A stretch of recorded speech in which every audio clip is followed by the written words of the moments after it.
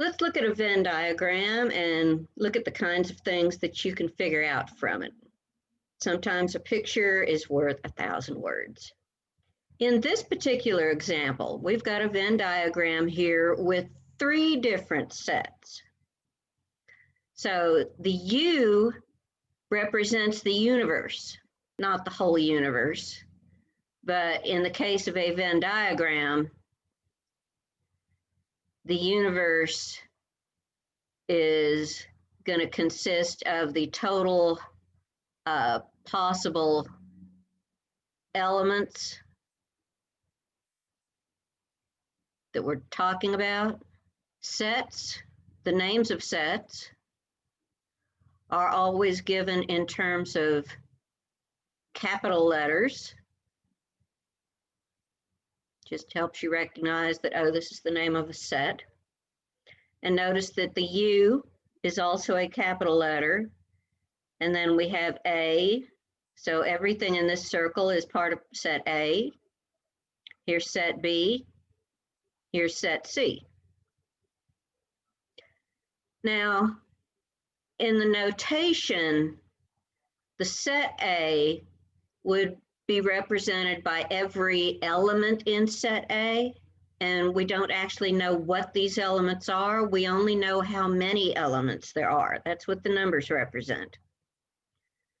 So the notation for the number of elements in set A is N of A. This means the number of elements in set A. And we have 1, 2, 3, 4 numbers showing in this circle. So the circle is here. This set, where there's 4, is the set right here. This would be that there are 4 elements in set A which are not also in set B or set C. These are only in set A. So there's 4 that are only in set A. There's 3 in this part. Now this part of the circle you'll see is in both set A and set B. Set B is here. So there are 3 elements that are in both set A and B, 12 that are in A and C, 6 here that are in B and C, and 11, this part, is in both circle A, circle B, and circle C. So let me get rid of all this real quick. So the number of elements in set A would be 4 plus 3 plus 11 plus 12.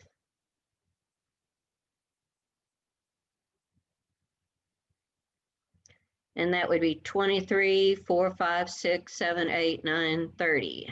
So there's 30 elements in set A. The number of elements in set B would be 3, 1, 11, and 6. 3 plus 1 plus 11 plus 6. Notice that this 3 and this 3 are the same 3 because these 3 are in both set A and B. So let's see, this is 10, 21. The number of elements in C would be 12 plus 11 plus 6 plus 3.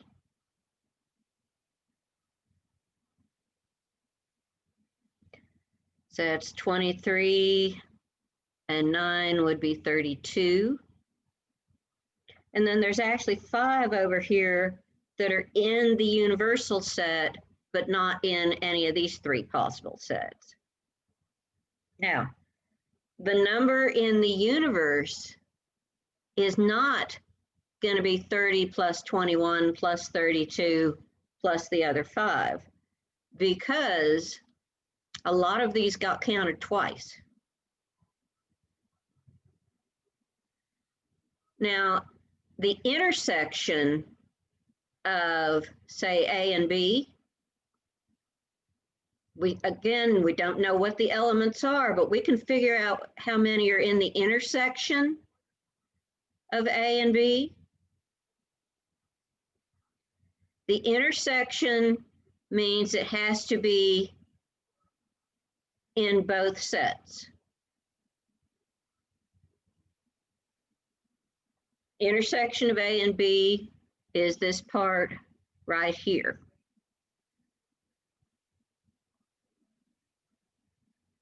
So the number in the intersection of A and B is 3 plus 11, which is 14. Because these three are only in this part, and then these 11 are in both this part. So I'm not counting anything twice. The number of elements in what they're asking here in the union of A and C, that's when you combine both A and C.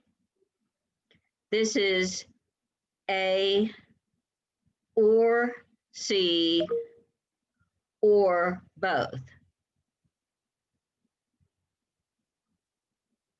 So it can either be in A, or it can be in C, or it can be in A and C. So the number of elements in A and C, the easiest way to figure this out would be actually to say, here's A, here's C. So anything that's in either A or C would be anything in here. This is the union of A and C. So we've got 4, 3, 11, 12, 6, another 3,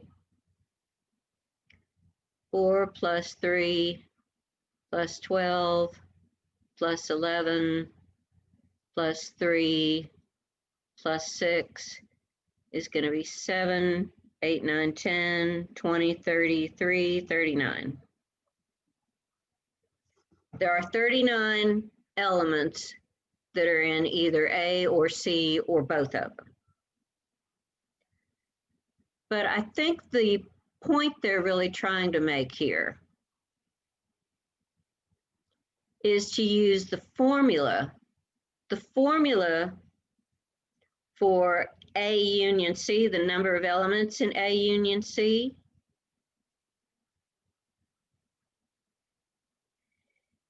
is the number of elements in A plus the number of elements in C minus the number of elements in the intersection of A and C. If you count the number of elements in A, and we did that a while ago, it was 4 plus 3 plus 12 plus 11 is 30. Plus the number of elements in C, that was 12, 11, 6, and 3, added up to 32. But the problem is that these got counted twice. The 11 and the 12 was here, and it was here. So the intersection of A and C, the number of elements in the intersection of A and C would be 12 plus 11 is 23. So 30 plus 32 is 62, minus 23 is 39. Same exact thing we got here.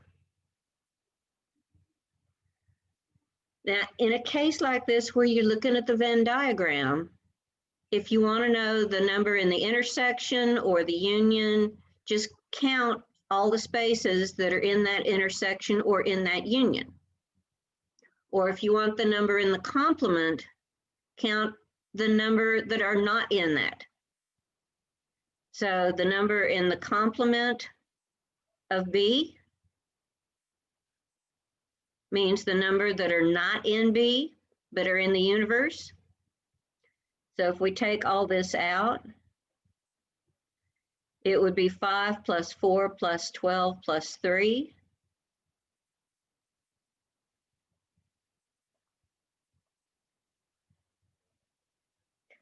which would be 1524.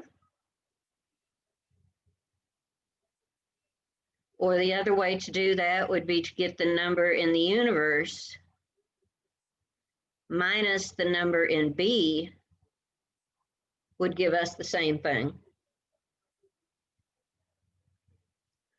So when you're looking at the Venn diagram, it's pretty easy to just actually come up with just the exact set that you're looking for. So the number in A union C, just count the number in A and the number in C, but don't count these twice. But in other problems farther down the line, where you're going to be given, say, the number of elements in C and the number of elements in B, you're not going to be given the Venn diagram. You could create the Venn diagram, or you could just plug it into the formula. And so this is to give you literally a picture of why you have to take the number in A plus the number in C minus the number in the intersection, because this is to show you that this set got counted twice and should make it easier to remember. So I hope this is clear. I hope you enjoyed it, and we will talk to you later.